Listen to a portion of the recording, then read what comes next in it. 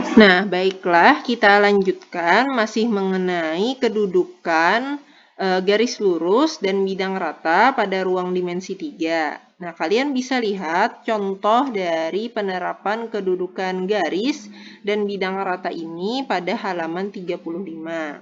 Nah, pada contoh 1 itu contoh sederhana. Misalnya kalian diberikan persamaan garis dan persamaan bidang lalu diminta untuk memeriksa kedudukan antara garis lurus dengan bidang rata yang diketahui persamaannya.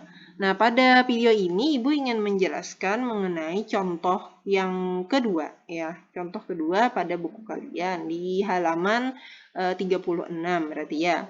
Nah, isi soalnya pada contoh 2 adalah seperti ini. Juga masih menentukan kedudukan antara garis dan bidang, di mana persamaan garisnya adalah ini, X per 2 sama dengan Y plus 1 per 4 sama dengan Z plus 3 per 5, dan persamaan bidang yang mau diselidiki tadi, kedudukannya terhadap garis adalah 4X tambah 8Y tambah 10Z dikurang 7 sama dengan 0.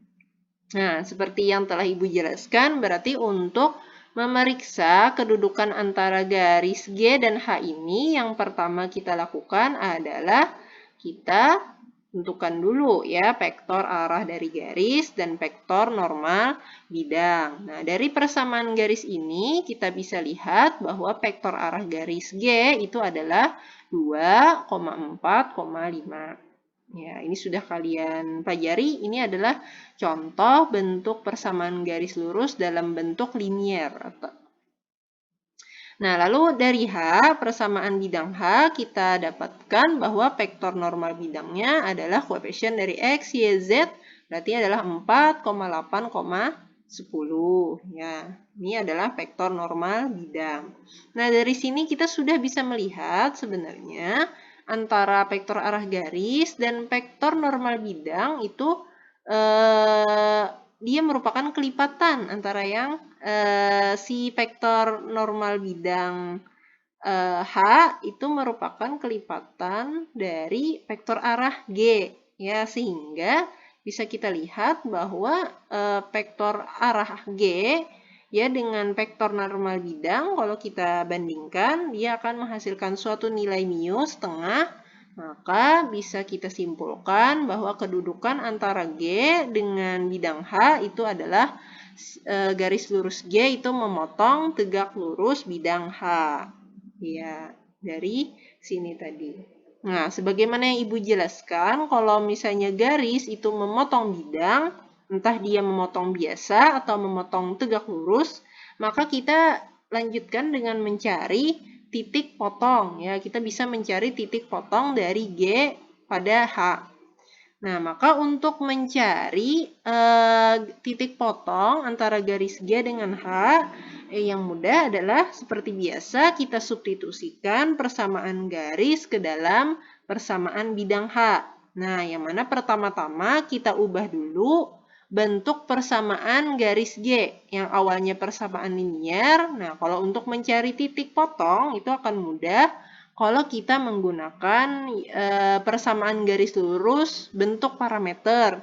Kenapa? Karena bentuk parameter itu untuk nilai X tersendiri, ya nilai Y yang ada pada garis itu tersendiri, dan nilai Z pada garis itu juga tersendiri. Sehingga persamaan G-nya yang awalnya linier ini kita ubah ke dalam bentuk persamaan parameter. Sehingga menjadi X-nya sama dengan 2 lambda, ya karena di sini X, salah satu titik pada G kan X-nya sama dengan 0.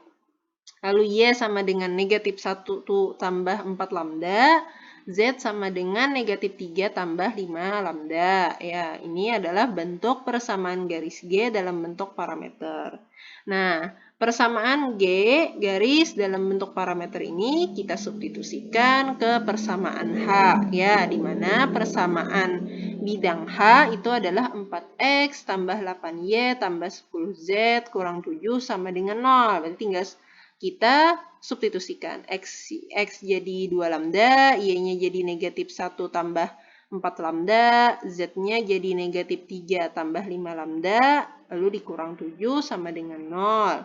Ya, kita terapkan sifat-sifat aljabar, kita kalikan, kita kurangkan, kita dapatkan nanti 90 lambda kurang 45 itu sama dengan 0, atau lambdanya itu sama dengan setengah atau 1/2. Nah, sehingga karena tadi yang mau kita cari titik, nah maka si lambda ini kita substitusikan ke dalam sini ya, ke X, ke Y, dan ke Z. Sehingga diperoleh untuk X-nya karena 2 lambda berarti 2 kali setengah, maka X-nya sama dengan 1, Y-nya sama dengan 1, dan Z-nya sama dengan negatif 1/2. Nah, sehingga titik potong garis G pada bidang H itu adalah 1,1, negatif 1/2. Ya, jadi ini contoh jika kita memeriksa kedudukan garis dengan bidang. Ya, dan ternyata dia tegak memotong tegak lurus, maka kita bisa mencari titik potongnya. Oke, untuk contoh berikutnya bisa kita lihat pada video selanjutnya.